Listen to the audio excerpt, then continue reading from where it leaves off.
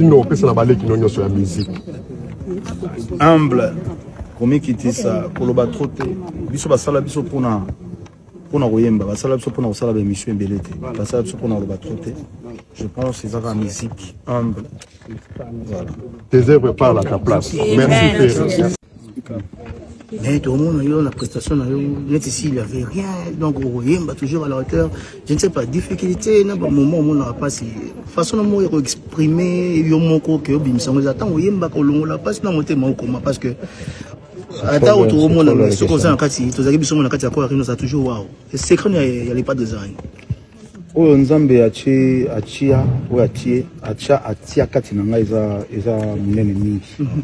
Et puis bato oyo mitema mabe bayebi bazomona yango. Bayebi ke ba ko combattre yango. Parce que oyo nzambe achia kati na ngai eza étoile. Bayebi yango. Mais bayebi naza ba vidéo te. Nasimbili boko le padre. Nasimbili boko le padre ngansambe. Gouvernement congolais, merci Nengo Pesi Léopard Mitou Kananda. Tosengi na papa Fati Beton. Baki c'est la papa avait ba visa na maison Schengen. Azo ça la fierté. Yamboka oyo. Azo ça la fierté à musique congolaise. Oui. Muto eli biso casque na musique congolaise. Eza papa Hervé. Challenge eza déjà lancé. Goloise lata casque na yo. Dikubia mona yo te. Apede ba mona yo te. Oui, na ba vieux jaloux ba mona te. Quand ozana ba concert rebelle. Ba iba biso chance. Oui, na London kuna ezozela biso. Le 10 ya festival amani na kati ya Lubumbashi. Avec bi correcteur mutaima Saotochi. Et pendant biso moto nyonso ayebi koza ya ngai. On préfère pour les rôtis pour Tokolana Thompson. Et batia mwa ngai.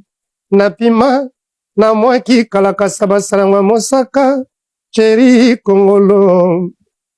Nzamba fala ki osale nzolunga kokeriko. Tango koki mambangala na ye na sima na poignarde. Tika na zoksai pona yokasai. Moto kwa isi mongwa tambolaka miso na se. Wangai bolingo soke kwe wapi tope na gambela. Chéri Kongolo tona supermarché.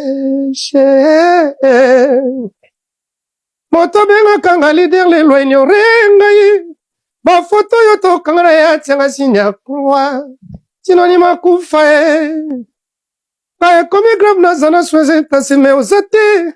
Ba ya miswe komi otanga lokola mvula la saison nga botikana lela popa pa kisingai. Mangwari mazazu. Machokolo mawiri me mangwari mazazu. Ono kono ya mpamba. Anda gozo kokati. Banzo tono ya mpamba. Na shamro salakari. Ah, bravo. Ikemba munanga telio. Ezo senga seba kalingango. Elela cholololo. Elela foko. Mangwari ma. Et ça va, il va bien. Non. Na prénommé ma douceur sucrée. Mon avenir éternel.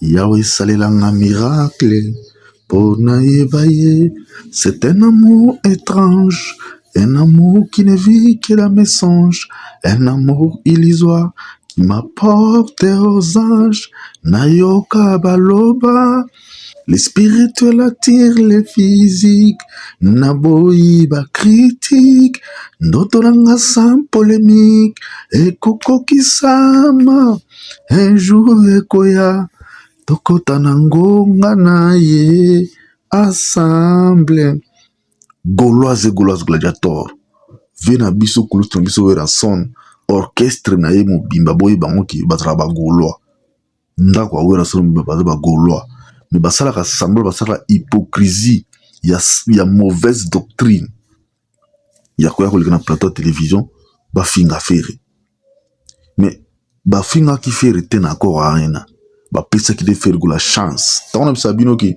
na loi spirituelle tant ozo finga moto ozo boya moto à public ozo bakisela ya énergie positive c'est lui qui va être le gagnant yinda ko attirer énergie positive wana chez parce que un seul tenabino se transforme en énergie positive yango fait rigolo ayeba ba stratégie wana ayekola na yimingi ma spiritualité a réussir à côté wana tant bozo finga yazo ka bezo fanda kimia azo méditer sikoliko ma finga na bino bongwane comme siko pouvoir epanayi yango pouvoir on esalaki na akor arena bato balingi baya te me bato bayi bozo mona spirituellement ndenge makambo esalemaki bato balingi baya na akor arena te me bato bayi parce que ben silte na bino komaki arme défensif ya faire rigola insilte na bino ntango faire gozo méditer nzambe yokelanga mawa nasali bato nini bazofinga nga pamba mafinga na bango ebongwani arme epai ya feri et puis faire gola salini à réussir accord arena tout le monde azalaki d'accord na feri te aza d'accord ba chroniqueur ya fali oyo babana ofinga feri kino concert affaire eza menacé eza annihilation totale mais lelo bango moko ba changer maloba mosusu pona soni bakoki koloba te bafandi kimia boye bango bien ki bino ba obozo creuser troupe fera zinda fegola kozinda ka jamais au contraire bino ne bozo zinda yemo ko embe na journée ki na c'est l'amour ozalaka na succès esila olingi baloba te yeyo ozalaka na mbongo esila olingi baloba te yeyo ça dit que soko za neloko na yo yeba ko protéger yango ozana succès ozana ambiance ozana makambo na yo protège ça kozala mutema kilo te vis-à-vis na baninga so ozala mutema kilo nzambe akopesa yo punition moko makasi okokoka te yango ferigola lelo ferigola mati likolo makasi c'est parce qu'il a compris